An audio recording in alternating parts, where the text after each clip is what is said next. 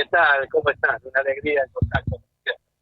Bien, ahí, arrimate un poquito al celular, Alberto, porque te escucho un poquito lejos. Acá estoy, en realidad estoy trabajando en una unidad móvil porque vengo en pleno movimiento, así que hoy estamos de mobileros. Está bien, perfecto. Bueno, Alberto, pasó el referéndum, dejó cosas positivas, negativas. ¿Qué es lo que pasa ahora? Porque uno piensa que después de esta elección de medio término, como algunos decían, se tendrían que empezar a posicionarse o a perfilarse de repente las nuevas líneas de cada partido. Atento a lo que ocurrió hace poco ahora con el Partido Nacional, que hay 8 diputados que forman una nueva ala, por ejemplo.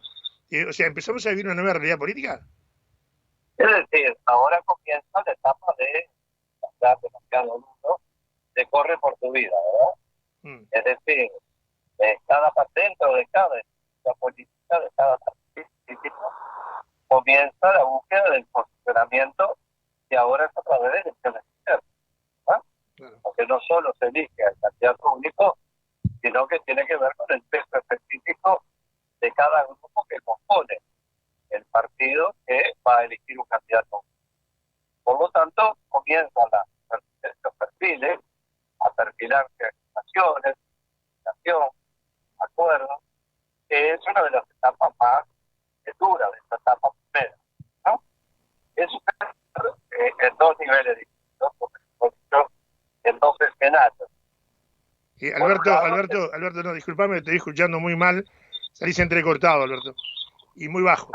espera un poquito, A espera, ver, a ver si puedo mejorar donde estoy en esta posición. sí, porque digo, sale entrecortado y sale muy bajo. A ver, voy a ponerle un audífono. Vemos si mejoramos la calidad para escucharlo claramente, porque me interesa mucho este análisis. A ver ahí si Ahora mejoró. mejor, sí, ahora sí, ahora sí. A ver, un momento. Falta un último detalle. A ver. Hola, hola. Ahora sí, perfecto, ahora sí. Ah, ahí está. Ahora me puse auriculares. Bien. Bueno, yo les decía que en realidad después de lo que ya sucedió, de la elección, del referéndum, ahora comienza, adelantado, pero comienza lo que es el reperfilamiento interno de todos los sectores políticos, buscando cada uno el espacio que mejor tenga para o conservar lo que tiene o conseguir lo que no había logrado, ¿verdad? Claro. En ese sentido hay dos escenarios diferentes. Para empezar, por algún lado está el escenario de la coalición, que es una sumatoria de partidos. Esto que tú decías, eh, las discusiones dentro del Partido Nacional por la coordinación de la Cámara de Representantes. En realidad, para que los amigos sepan, las cámaras tienen presidentes, vicepresidentes, etcétera. Pero luego están los coordinadores de bancada por partido, que son los que se reúnen para decidir cuáles son los temas que se van a tratar legislativamente y con qué orden de prioridad. Tienen un rol de enlace muy importante y se reúnen justamente para decidir esas cosas. Bueno, vemos que el partido es un peso, un tema político importante, y además está en pleno contacto con el Poder Ejecutivo, es decir, es un nexo político importante que habitualmente cambia año a año, salvo que haya mucha experiencia y se mantiene la misma persona.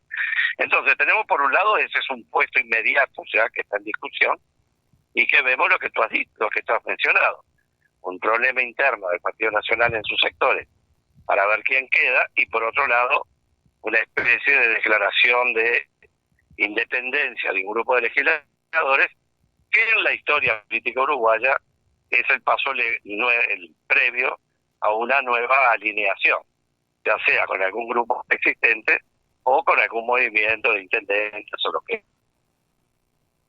esté formando en el interior del país.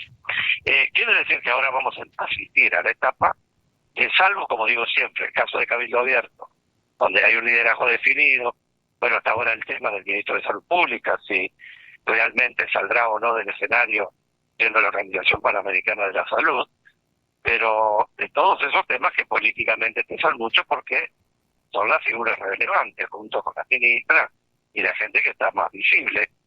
Y fuera del partido independiente, del Cabildo Abierto, que tiene ese perfil definido, y el partido independiente con su peso relativo, que tiene un liderazgo claro en el ministro Mieres, está claro que todo lo demás dentro de la coalición, Partido Nacional, Partido Colorado, está en discusión. Vale decir que acabo de leer que está tratándose de ver si Bordaberry vuelve, pero al mismo tiempo otro grupo del Partido Colorado dice que van a tener un propio candidato para proponer que no sea Bordaberry o competir contra él. Es decir, es una etapa de casi todos contra casi todos, en nuevos alineamientos, buscando los espacios políticos que siempre son menos cantidad que la cantidad de candidatos que quieren estar en esos lugares. Por el otro lado, lo que sabemos, el tema del Frente Amplio, que en realidad como es una coalición institucionalizada con personalidad jurídica, autoridad única partidaria, estatuto propio, tribunal de honor propio y único, en fin, todo lo que tiene que ver, para llamémosle asamblea única, en realidad es un gran partido que es una coalición de partidos pero federados, no es la otra coalición que cada cual tiene su propia autoridad. Claro. ¿No?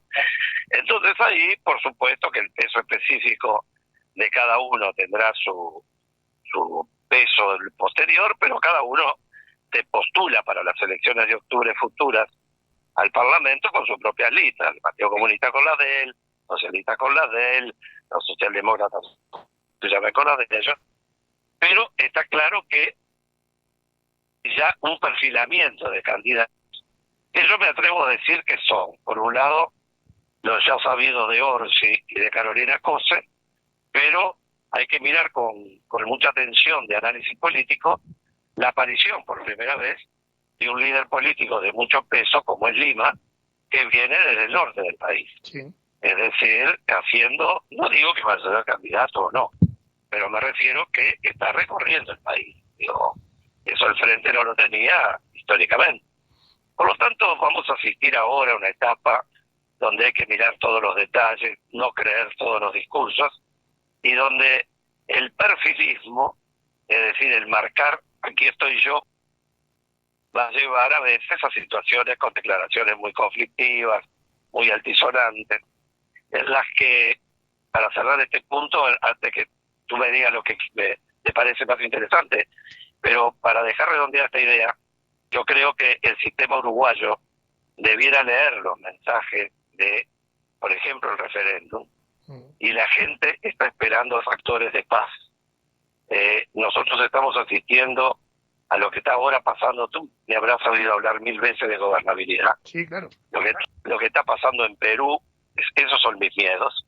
Estos desfasajes entre la inflación y el salario, las reacciones de la gente, en fin, tenemos que tratar de tener un Uruguay concertado, en paz, con los partidos políticos y los sindicatos y las cámaras empresariales como fuentes canalizadoras de los conflictos, porque si no, solo quedan las plazas públicas. Y eso es enfrentado con fuerzas de choque. Así que me parece que yo, que soy un cultor del partido político y de las organizaciones sociales y empresariales, todo lo que significa tener estructurados los canales donde canalizar la demanda, ¿no? Claro. O sea que, en línea a lo que tú mencionabas, ayer nosotros convocamos, entrevistamos a alguien, me da mucho placer hablar con él, el contador Pablo Ferreri, y le hablamos de la realidad actual, del tema control de precios, inflación, que se mantiene todavía en un dígito, pero que preocupa. Y él nos decía que no es tarea fácil para nadie todo esto, que esto se arregla negociando. Vimos que el Zunca hace poco firmó un acuerdo. Yo digo que el Zunca debe ser por lejos el sindicato más centrado, el que actúa coordinadamente y es el que obtiene mejores resultados. Pero parece que otros no. Ahora, ¿cómo se llega a un equilibrio cuando hoy día se está perdiendo poderío salarial? Porque evidentemente si los aumentos van por debajo de la inflación y la inflación todavía está por encima del rango meta, la gente perdía antes y pierde más ahora. ¿Cómo soluciona esto? Bueno, el tema es que, primero que vamos a reconocer que hay un panorama internacional inflacionario, ¿no? Que no nace de la guerra, sino que nace ya de los problemas logísticos de distribución de mercadería y del intervalo que significó el tema de COVID y paralizaciones. Y luego vino este tema de la guerra que recién empieza a verse con un precio del petróleo incrementado que tiene que ver con toda la cadena de precios, pero además con todo lo que tiene que ver el mercado de producción agrícola, que ahora descubrimos todos que resulta que esa zona de Ucrania, limítrofe con Rusia, es un granero del mundo, ¿verdad? Que vende millones de toneladas de trigo y de maíz y para todos lados, y fertilizantes y materiales, metales extraños. En una palabra, por un lado tenemos ese factor, y por otro lado tenemos un retraso que viene de antes en lo que es la inflación comparada con, o mejor dicho, el reajuste de los salarios con respecto de la inflación. Uruguay se estima que perdió hasta el año pasado el equivalente aproximado a 18 jornales de la gente por pérdida, como si no hubiera trabajado 18 días o no hubiera cobrado, por las diferencias entre la inflación y la pérdida de recuperación salarial, que está pensada para darse al final del periodo, pero hay que llegar al final del periodo, con precios incrementándose a gran velocidad. Y eso no tiene fórmula sencilla, porque además la negociación colectiva, por supuesto, como todos los amigos saben, tienen por un lado los empleadores, por el otro lado los trabajadores, con sus respectivas agremiaciones, ¿no? La gremial de trabajadores, el sindicato, y CNT, los públicos, los privados, todos, y del otro lado las cámaras empresariales, todo lo que tiene que ver con el lado del gobierno, Ministerio de Economía, Servicio Civil, OPP, Ministerio de Trabajo. Ahí en la mesa de negociación, que se pueden acordar muchas cosas, pero lo tiene que aprobar el Poder Ejecutivo el resultado de esta negociación. Y existe lo que se llaman los rangos meta. ¿Qué es un rango meta? El equipo económico, Ministerio de Economía, en parte OPP, puede alguien más, pero no el Ministerio de Trabajo, son los que deciden cuál es la meta máxima que puede haber en materia de incrementos salariales para que no se genere un exceso de inflación o para que haya más justicia social. Depende de qué lado se esté, con qué filosofía.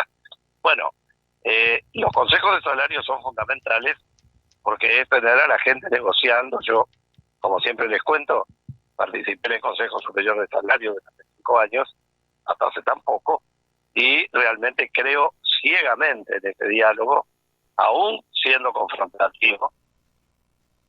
Es una forma de canalizar las demandas, los reclamos y la situación de cada parte. Y suele suceder que ese es el otro peligro para los países, que si bien existen cámaras empresariales, no todas las empresas son iguales. Y hay empresas que tienen mayor capacidad de dar más aumento porque tienen más espalda, como se acostumbra a decir ahora. Viste que hay palabras que se ponen de moda, ¿no? Sí. Entonces, se tiene más espalda para poder soportar, y hay negocios pequeños que no están en industrias pequeñas que no tienen capacidad de poder dar los mismos aumentos. Entonces, todo este es un sistema complejo que yo creo que tiene, uno siempre busca, Iván, elementos donde hacer una biopsia con la realidad. Y es muy oportuno tener en cuenta la reunión del Banco Central que tiene que ver con las tasas de interés. Siempre hay que prestarle mucha atención a esa visión de la macroeconomía, donde se fijan las tasas de interés, la regulación monetaria, que es cuánta plata se pone a circular. Si se paga más interés, la gente invierte menos y pone más plata en el banco. En fin, toda una regla de juego que hay allí. Y bueno, lo que ha dicho este grupo, este experto del Banco Central, de políticos y gente técnica, es que van a ir a un incremento de las tasas de interés, algo parecido a lo que está pasando en la Reserva Federal en Estados Unidos de a poco, para tratar de sacar plata de circulación. Y eso es un paso complejo porque se está viendo que se va a controlar la inflación por el lado de la reducción de la demanda.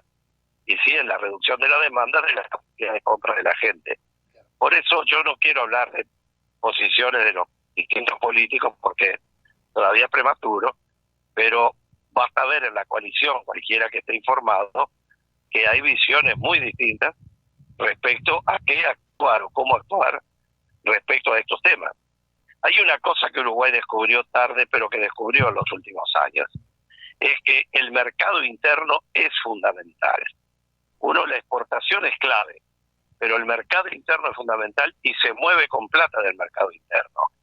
Por eso, tener gente sin capacidad de compra suficiente es un paso muy riesgoso, porque deja sin actividad la rueda de movimiento que en definitiva termina alimentando el IVA, el IRPF, los gastos, incluso con la actividad que se hace en negro, que termina aportando dinero que va al proveedor que le vende los chicles o que le vende lo que se les antoje, el caramelo. Claro.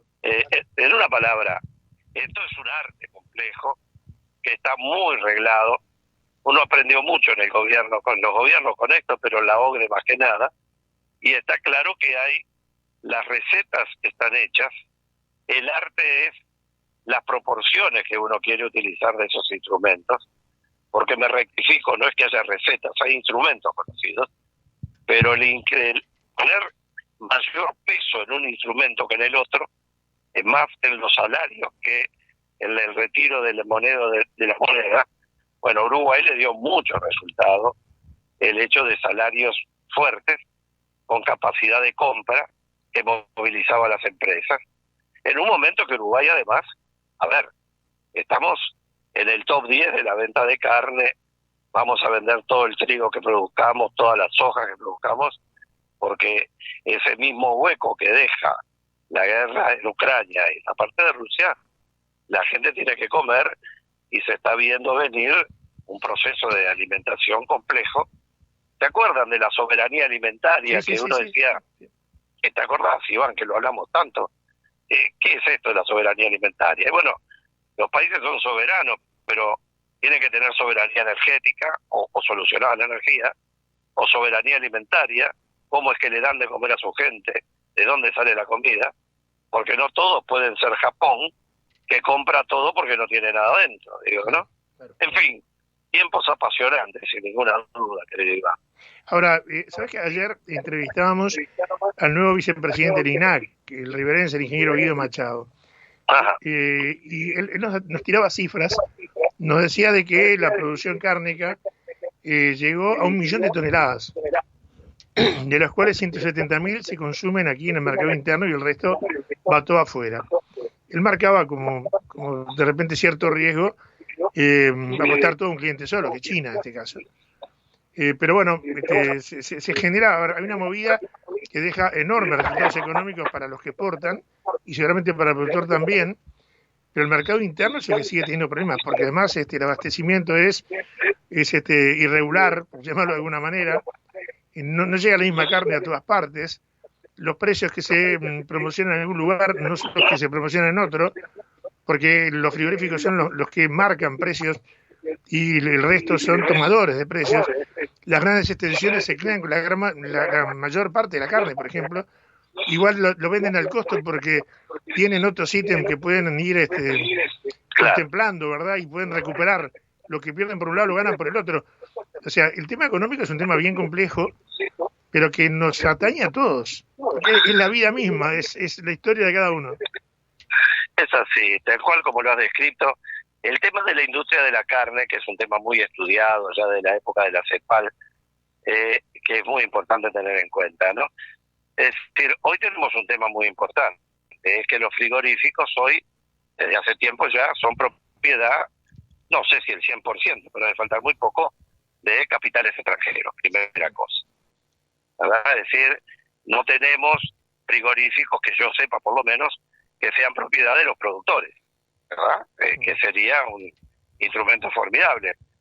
No voy a volver a hablar del frigorífico nacional, porque esas cosas ya han sido muy discutidas, pero que los productores tengan un instrumento de faena que les permita no depender de los frigoríficos que compran al precio que les parece, que son los que exportan, sería un elemento regulador. Pero como no vamos a hablar de lo que debe el ser, sino de lo que es, la realidad es que el mundo en esto ha encontrado recetas cuya mejor ejemplo es el francés. A mí me contaba un alto funcionario francés, político de mucha importancia, y me decía, hoy te voy a invitar a cenar y vas a tomar vino uruguayo, en París. Bueno, efectivamente cenamos con uno de nuestros deliciosos. Y le pregunto, ¿y cómo es posible que este vino esté llegando desde Uruguay. Dice, porque es muy simple, estamos comprando los mejores vinos que podemos en Argentina, Chile, Uruguay, etcétera, y lo consumimos nosotros en Francia, y estamos vendiendo el vino francés al doble de precio al exterior. Claro. Aquí con la carne está pasando, con la carne que viene de Paraguay, la carne que viene de Brasil, y lo que puede quedar de factor, no digo residual porque la palabra es muy ofensiva, que no tenga un mercado seguro para los frigoríficos en el excedente de la faena. Pero es la realidad que estamos viviendo hoy.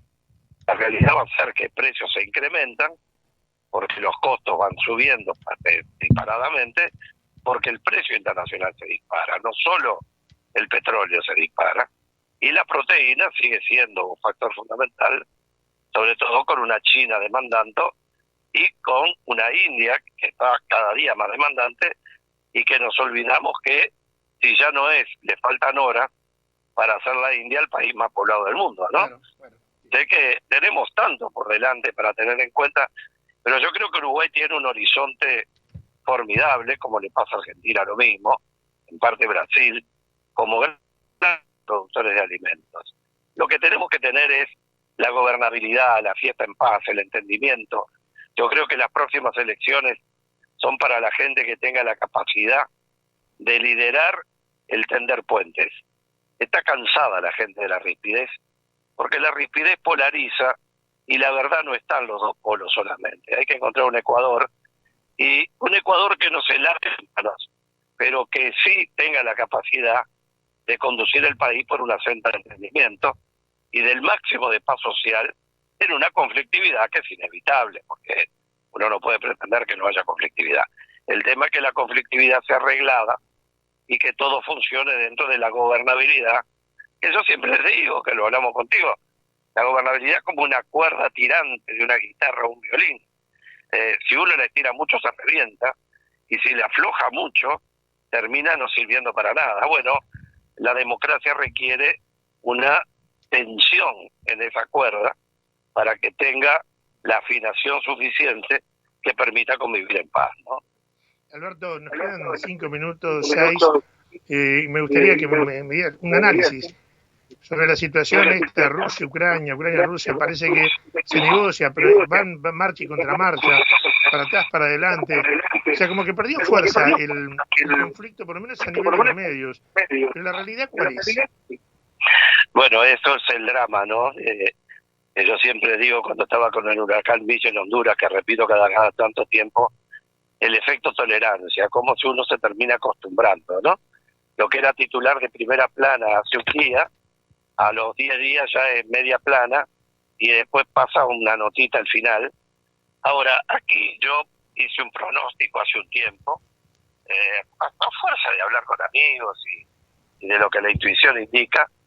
Está claro que Rusia es Rusia, nadie va a discutir el poder militar de Rusia, habrá utilizado los mecanismos que utilizó. Está el tema de la provisión de armas a los civiles, que de 18 a 60 años no pueden salir del territorio de Ucrania. Allí tenemos un modo de confrontación muy duro que sin duda va a dejar enorme cantidad de muertos, vamos a entenderlo. Un conflicto de Irak dejó como 1 millón de muertos, ¿no? Claro. Cientos de miles. Entonces, yo lo que sigo creyendo allí es que la solución, si hubiera sido a tiempo, hubiera sido declarar a una Ucrania neutral, habilitada a negociar e integrarse o tener libre comercio con la Unión Europea, y declarar la OTAN que por ser lindera con Rusia no iba a tener una pertenencia ni bases militares. Las vidas que se hubieran ahorrado. Sí. Yo creo que esto ahora va a terminar en lo que vengo diciendo hace un tiempito, pero no porque esté de gurú, sino porque me parece lógico. Es que hay una franja sobre la frontera este de Ucrania, oeste de Rusia, que está al bombas, pero en realidad va a ser toda esa línea decretada como una zona de control ruso y asegurando la neutralidad. Y ahí la fuerza militar va a ser muy grande. Es decir, Putin no puede perder la guerra porque Rusia no puede perder guerras. Es decir, Estados Unidos y Rusia han perdido guerras lejos de sus fronteras, pero no las puede perder en su frontera, ¿verdad? Claro. El caso de Estados Unidos está a miles, no los conté, pero debe estar a 10, 15 mil kilómetros de su frontera, ¿no?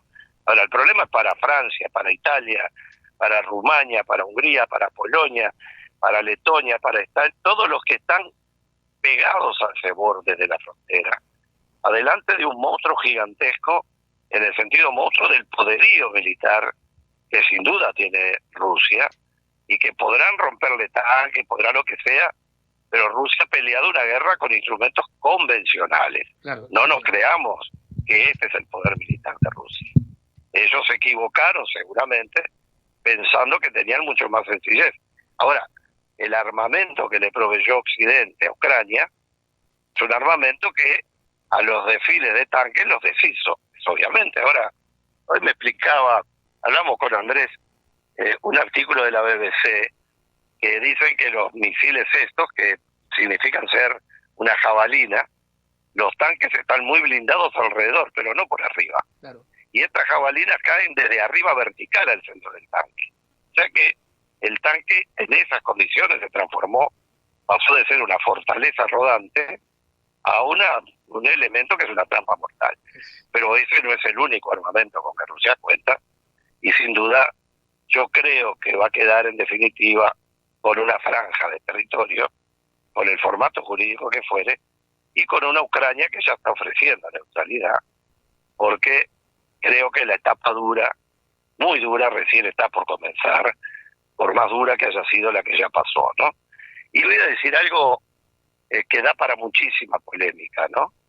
Primero, que en las guerras siempre hay barbarie. Pensar que en la guerra no hay barbarie es imposible, porque primero hay mucho bárbaro peleando, ¿verdad?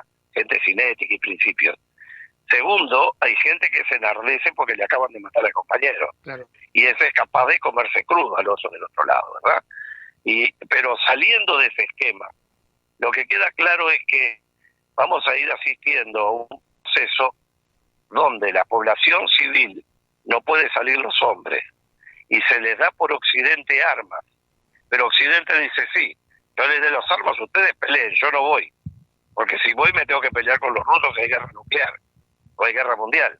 Bueno, cuidado, porque más allá de la posición que se tenga sobre esto, que ya hablaremos, que fundamentalmente para mí fue un fracaso de la política diplomática y un error de la OTAN en la manera que se manejó, porque por algo la OTAN no dejó entrar a Ucrania a la OTAN, ni a la Unión Europea como tal, por algo fue. Claro. Digo, sabían que esto podía pasar, que era más, que era menos, que Putin es más agresivo, menos agresivo, esa es otra película.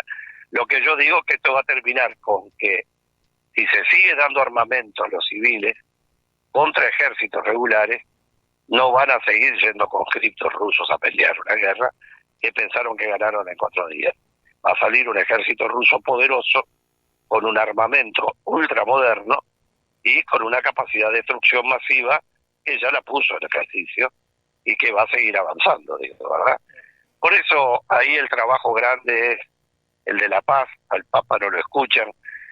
Yo creo que Europa tiene que pensar muy bien todo esto, y ese engaño propio, iba a decir engaña pichanga, que decía mi abuelo, ese engaño que estamos cambiando la base energética, ahora porque empezó la primavera y el verano, y bajo. Cuando venga el invierno en Europa y la temperatura esté en 10 grados bajo cero, hay que convencer a la gente que no va a tener combustible para poder calentar sus casas, ¿no? Por eso todos queremos la paz, pero la paz, para que tenga valor, tiene que tener factores de duradero. Y para ser factor duradero, tiene que haber ahí una franja donde la OTAN no se acerque, porque ni Estados Unidos va a dejar tener bases militares rusas en sus fronteras o próximas, ni Rusia puede dejar tener bases militares a 15 minutos de Moscú. Exacto. Y es una realidad, nos guste o no nos guste, ¿no? Exacto. Esa es la realidad, con una China que espera. Alberto, un gustazo tenerte en este duplex SEC 30 y Radio Internacional. Un placer, como siempre, escucharte. Un gusto para mí, bueno, y este duplex en una radio también, bueno, Radio Internacional, que me siento parte gracias a ti. Y esa Radio Nacional en la que tanto tiempo he estado en tantas columnas. Así que un enorme placer, gracias por la oportunidad y estamos en contacto como siempre. Abrazo grande, gracias. Estuvimos con el doctor Alberto Schiavarelli, un análisis